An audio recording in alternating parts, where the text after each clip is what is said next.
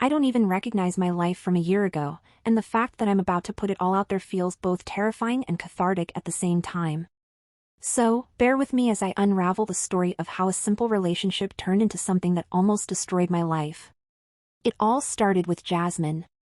Jasmine wasn't just some woman I met at a bar or through mutual friends. She was family, or at least, she was family adjacent. Jasmine was my girlfriend's aunt. We weren't related by blood or anything, but she was close enough to the family that the lines of what was appropriate got blurry real fast. I'd known Jasmine for years. I met her not long after I started dating my girlfriend, Rachel. Jasmine was the cool aunt, the one everyone loved. She had this charisma, this natural ability to make people feel comfortable around her.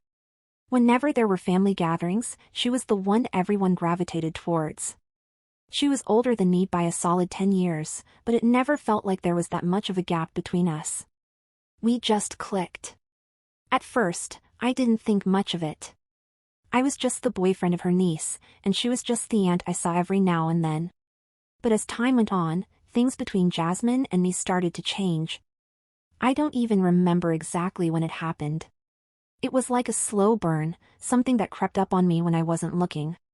One day, I was just Rachel's boyfriend, and the next, I was someone who couldn't stop thinking about Jasmine. We started talking more, texting here and there about random stuff. It was innocent at first, or at least that's what I kept telling myself. But as the texts became more frequent, they also became more personal. We'd stay up late, messaging each other about everything under the sun.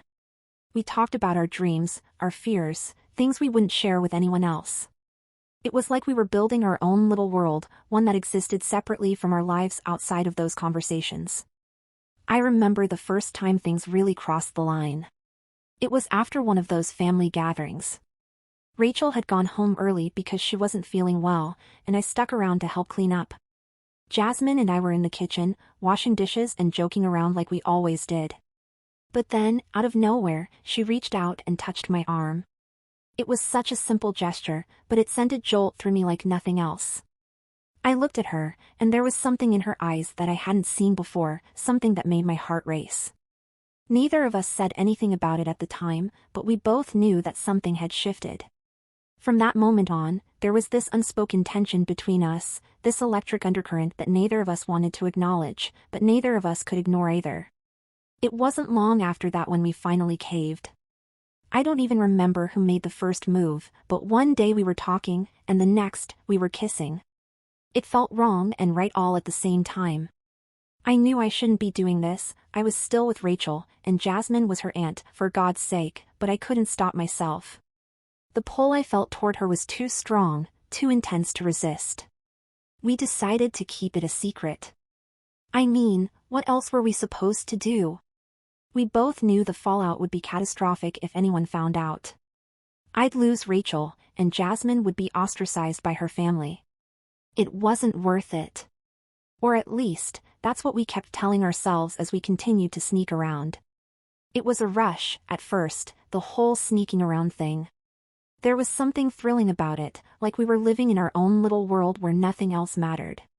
But as time went on, the weight of what we were doing started to press down on us.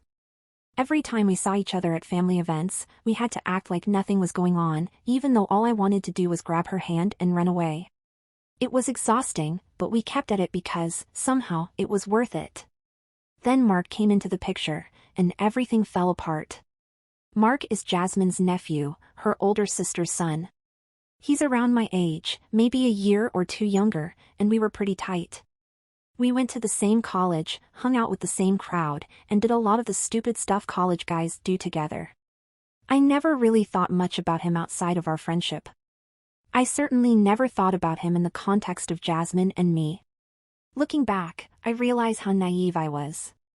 I should have seen the signs, the way Mark would get a little too protective of Jasmine, the way he'd get jealous when other guys paid attention to her.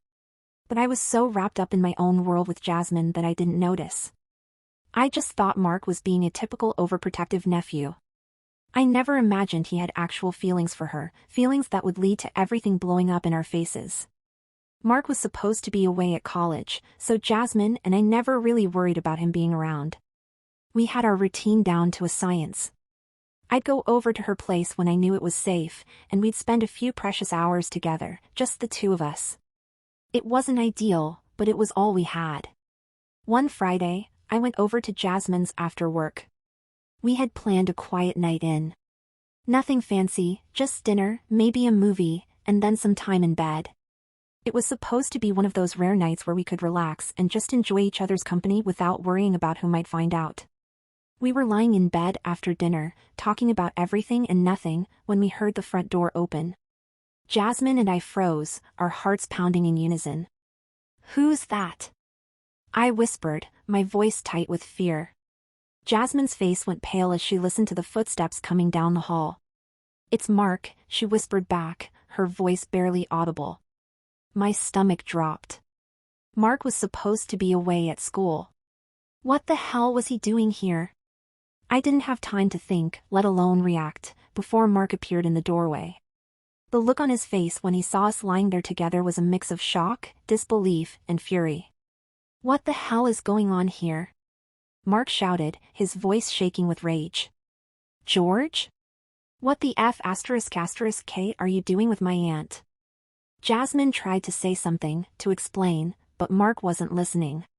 He stormed into the room, his fists clenched at his sides. "You two are sick," he yelled, his eyes wild with anger. "You're my friend, George. How could you do this to me? And you, Aunt Jasmine. I can't believe you would betray me like this." I was speechless. My mind was racing, trying to come up with something, anything, to calm him down, but I was coming up blank. Jasmine was on the verge of tears, trying to reach out to him, but Mark wasn't having any of it. "Save it," he spat, his voice dripping with venom. "I don't want to hear your excuses.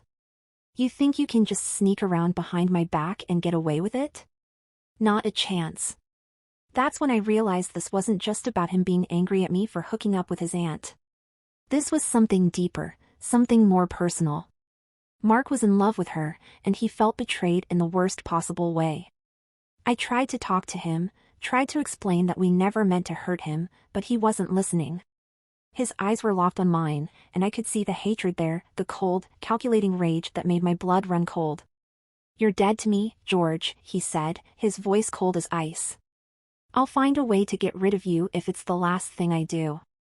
And with that, he turned on his heel and stormed out of the apartment, leaving Jasmine and me sitting there in stunned silence. The night that had started so perfectly had turned into a nightmare, and I had no idea what to do next. Jasmine was beside herself, crying softly into her hands. I didn't know what to say to comfort her. The guilt of our secret relationship was crushing me, but I was also terrified of what Mark might do. He wasn't just angry, he was out for blood. For the next few days, things between Jasmine and me were tense. We didn't know how to move forward or if we even should. Jasmine was worried about Mark, about how he was handling everything, and I couldn't shake the feeling that he was planning something. I hadn't heard from him since that night, which was unusual in itself. Mark wasn't the type to just disappear when he was mad, he usually made his anger known. Then, about a week later, I got a text from Mark. It was short and to the point, "Meet me at the park. We need to talk." My stomach dropped. I didn't know what to expect, but I knew I couldn't ignore him. So, I went to the park, my mind racing with possibilities. Was he going to try to fight me? Was he going to confront me about Jasmine again? I had no idea what was coming. When I got there, Mark was already waiting. He was sitting on one of the benches, staring out at the pond. I walked up slowly, my heart pounding in my chest. When he noticed me, he didn't get up or say anything for a long time. He just sat there, staring at the water, his expression unreadable. Finally, after what felt like an eternity, he spoke. "You really messed up, George," he said, his voice low and cold. "I know," I replied, trying to keep my voice steady. "I'm sorry, Mark. We never meant to hurt you." Mark scoffed, shaking his head. "Sorry doesn't cut it, man. You broke my trust. You broke Rachel's trust. And for what? For some secret fling with my aunt?" "It wasn't just a fling," I said, feeling defensive. Jasmine and I, we care about each other. Mark's head snapped around, his eyes narrowing. You care about each other? Are you serious right now? You think that makes any of this okay? No, I admitted, my voice barely above a whisper. But it's the truth. For a moment, Mark just stared at me, his expression hard. Then he stood up, taking a step closer. I don't care how much you care about her, George. You're done. You're going to break it off with Jasmine, and you're going to do it now. I blinked, not sure I'd heard him right. What? No, I can't do that.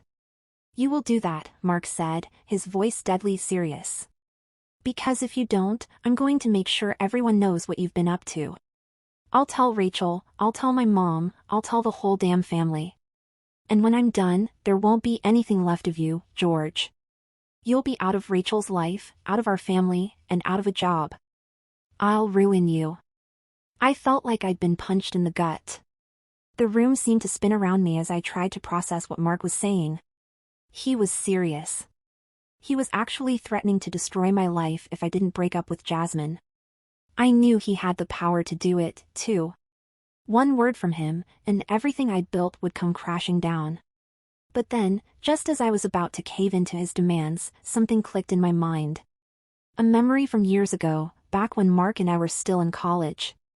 We had both been young, stupid, and drunk at a party one night, and Mark had done something that he definitely wouldn't want getting out. It was one of those things that college guys do when they're trying to impress their friends, something reckless and dumb that could come back to haunt him. I didn't want to use it against him, but I was out of options.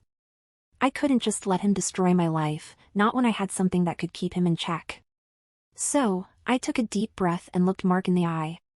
You're not going to do that, I said, my voice steady. Because if you do, I'll make sure everyone sees those videos of you from college. You know the ones I'm talking about.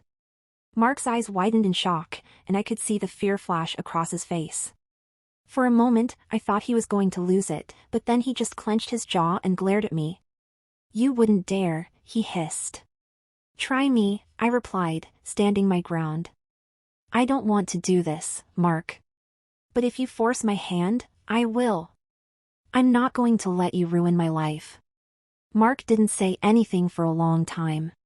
He just stared at me, his mind clearly racing as he tried to figure out his next move. Finally, he took a step back and shook his head. You're making a big mistake, George, he said, his voice filled with bitterness. This isn't over. Not by a long shot. And with that, he turned and walked away, leaving me standing there, my heart pounding in my chest. I knew I had won this round, but the victory felt hollow. Mark was still out there, still angry, and I knew he wasn't going to let this go. Over the next few days, I tried to go back to my normal routine, but everything felt off. Jasmine and I were still seeing each other, but the joy we used to feel was gone, replaced by a constant sense of dread. We knew Mark was out there, plotting something, and we didn't know when or how he would strike next. Then, about a week later, things took a turn for the worse. I was at work, trying to focus on a project, when I got a call from Jasmine. Her voice was shaky, and I could tell something was seriously wrong. George, she said, her voice barely above a whisper. You need to come over. Now. I didn't ask any questions. I just grabbed my stuff and headed straight to her place. When I got there, she was waiting for me at the door, her face pale and her hands trembling. What happened? I asked, my heart racing. It's Mark, she said, her voice quivering. He came over last night. My blood ran cold. What did he do? He was drunk, Jasmine said, tears welling up in her eyes. He started yelling at me, saying all these awful things about you, about us. I tried to calm him down, but he just got angrier. And then She broke down, sobbing into her hands. I pulled her into my arms, trying to comfort her, but I was terrified of what she was about to say. He grabbed me, she choked out. He was so angry, George. I was scared he was going to hurt me. I felt a wave of rage wash over me. I couldn't believe Mark would go this far, that he would actually put his hands on Jasmine. I knew I had to do something, but I didn't know what. Did he hurt you? I asked, my voice trembling with anger. No, she said, shaking her head. I managed to get away from him. He stormed out after that, and I haven't heard from him since. I felt a mixture of relief and fury. I was glad Jasmine was okay, but I knew this was far from over. Mark was getting more desperate, more dangerous, and I had no idea what he would do next. We need to go to the police, I said, my voice firm. Jasmine shook her head, panic in her eyes. No, George, we can't. If we do that, everything will come out. The whole family will know about us, and it'll be a disaster. But Jasmine, Please, she begged, grabbing my hands. Just let it go. I don't want to make things worse. Maybe he'll cool down, and we can figure out a way to handle this. I wanted to argue, but I could see the fear in her eyes. She was terrified of what would happen if we brought the police into this, and I didn't want to add to her stress. So, reluctantly, I agreed. The next few days were hell. We were both on edge, waiting for the other shoe to drop.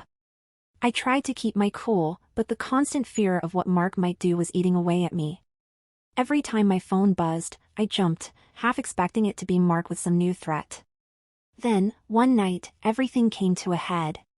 Jasmine and I were at her apartment, trying to have a normal evening despite the tension. We were sitting on the couch, watching a movie, but neither of us was really paying attention. The air was thick with unspoken worries, and I could tell Jasmine was struggling to hold it together. Suddenly, there was a loud bang on the door. We both jumped, our hearts pounding in our chests. Who is it? Jasmine called out, her voice trembling. Open the door, Jasmine, came Mark's slurred voice from the other side. I need to talk to you. I felt a surge of fear and anger. Mark was drunk again, and I knew this wasn't going to end well. Jasmine looked at me, her eyes wide with panic. What do we do? She whispered. I stood up, my hands shaking. Stay here, I said, trying to sound more confident than I felt. I'll handle this. I walked over to the door and took a deep breath before opening it. Mark was standing there, swaying slightly, his eyes bloodshot and filled with rage. What do you want, Mark? I asked, trying to keep my voice steady. Mark pushed his way inside, ignoring my question. He stumbled into the living room, his eyes darting around as if he was looking for something. Where's Jasmine? He demanded, his voice harsh. I'm right here, Jasmine said, stepping out from behind me. What do you want, Mark? Mark's eyes locked onto her, and I could see the anger boiling just beneath the surface. You need to leave him, Jasmine, he said, his voice trembling with emotion. He's no good for you. He's just using you. Mark, please, Jasmine said, her voice soft but firm. This isn't your decision to make. I'm with George because I want to be. Mark's face twisted with rage. No. You don't know what you're talking about. He's manipulating you, Jasmine. He doesn't care about you like I do. I stepped forward, trying to put myself between them. Mark, you need to leave, I said, my voice low and dangerous. You're not thinking clearly. Shut up. Mark shouted, his eyes wild with anger. This is all your fault. You ruined everything. Before I could react, Mark lunged at me, his fists swinging wildly. I barely had time to dodge the first punch, but the second one caught me square in the jaw. Pain exploded in my head as I stumbled back, struggling to keep my balance. Stop it, Mark! Jasmine screamed, trying to pull him away from me. Please, stop! But Mark wasn't listening. He was too far gone, consumed by his own rage and jealousy. He swung at me again, and this time I wasn't fast enough to avoid it. The punch landed hard, and I went down, crashing into the coffee table with a loud thud. Everything went blurry for a moment, and I could hear Jasmine screaming, but it felt distant, like I was underwater. I tried to get up, but my body wasn't cooperating. Mark was still coming at me, his fists flying, and I knew I had to do something before he really hurt me. Summoning every ounce of strength I had left, I managed to roll out of the way just as Mark's foot came crashing down where my head had been. I scrambled to my feet, my vision swimming, and grabbed the first thing I could find, a lamp from the side table. "Stay back!" I shouted, holding the lamp like a weapon. Mark hesitated for a moment, his eyes flicking between me and the lamp. But then, with a snarl, he charged at me again. I swung the lamp as hard as I could, and it connected with his shoulder with a sickening crack. Mark let out a grunt of pain and staggered back, clutching his arm. "Get out of here, Mark!" I yelled, my voice shaking with adrenaline. "Just leave!" Mark glared at me, his chest heaving with ragged breaths. For a moment, I thought he was going to come at me again, but then his shoulders slumped, and the fight seemed to drain out of him. He looked at Jasmine, his expression a mixture of anger, sadness, and something else, something I couldn't quite place. "I loved you, Jasmine," he said, his voice barely above a whisper. "I really loved you." Jasmine didn't say anything. She just stood there, her face pale and her eyes filled with tears. Without another word, Mark turned and stumbled out of the apartment, slamming the door behind him. The silence that followed was deafening. I stood there, still clutching the broken lamp, my heart racing as I tried to process what had just happened. Jasmine was the first to move. She walked over to me, her eyes wide with concern. "Are you okay?" she asked, her voice trembling. "I'm fine," I said, though I wasn't sure if that was true. My head was throbbing, and I could feel a bruise forming on my jaw where Mark had hit me. Jasmine gently touched my face, her fingers soft against my skin. "I'm so sorry, George. This is all my fault." "No," I said, shaking my head. "It's not your fault. Mark, he's the one who needs help." Jasmine nodded, but I could see the guilt in her eyes. We both knew this wasn't over. Mark was still out there, and he was more dangerous than ever. We spent the next few days on edge, constantly looking over our shoulders, waiting for Mark to make his next move. But he never did. He didn't call, didn't text, didn't show up at Jasmine's apartment. It was like he had disappeared off the face of the earth. At first, I was relieved. But as the days turned into weeks, that relief turned into something else, something darker. I couldn't shake the feeling that Mark was planning something, that he was just biding his time, waiting for the perfect moment to strike. Then, one day, I got a call from Rachel. My heart sank when I saw her name on the screen. I hadn't spoken to her since all of this started, and I had no idea what she wanted. "George," she said when I answered, her voice cold and distant. "We need to talk." "Rachel, Save it," she snapped. "I know everything." My blood ran cold. "What do you mean?" "I know about you and Jasmine," she said, her voice trembling with anger. "Mark told me everything." I felt like the ground had been ripped out from under me. This was it. The secret was out, and there was no going back. "Rachel, I'm so sorry," I said, my voice shaking. "I never meant to hurt you." "Don't," she said, her voice cracking. "Just don't. I can't believe you would do this to me, George. I loved you, and you betrayed me in the worst possible way." There was nothing I could say to that. I had hurt her, and there was no excuse for it. "I'm sorry," I said again, my voice barely above a whisper. Rachel was silent for a long moment, and when she spoke again, her voice was filled with pain. "I don't ever want to see you again, George. We're done." The call ended with a click, and I was left standing there, staring at the phone in my hand. The weight of what I had done crashed down on me, and I felt like I couldn't breathe. The fallout was even worse than I had imagined. Rachel cut all ties with me, and when word got out about what had happened, the rest of the family followed suit. Jasmine was ostracized, and our relationship became the stuff of scandal. Everywhere we went, people whispered behind our backs, judging us for what we had done. But the worst part was the guilt. It ate away at me every day, a constant reminder of how badly I had screwed up. I had hurt people I cared about, and no matter what I did, I couldn't undo the damage. As for Mark, he disappeared after that. No one knew where he went, and no one seemed to care. He had become a ghost, a shadow of the person I once knew. Jasmine and I tried to make things work, but the strain of everything that had happened was too much. The guilt, the shame, the constant judgment from everyone around us, it all became too heavy to bear. In the end, we decided to go our separate ways, hoping that maybe, just maybe, we could find some semblance of peace on our own. It's been a year since all of this happened, and I'm still trying to pick up the pieces. Some days are better than others, but the guilt never really goes away.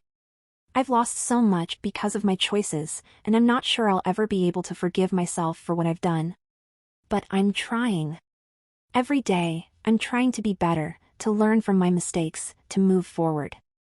I don't know if I'll ever truly succeed, but I have to try. Because in the end, all we can do is try.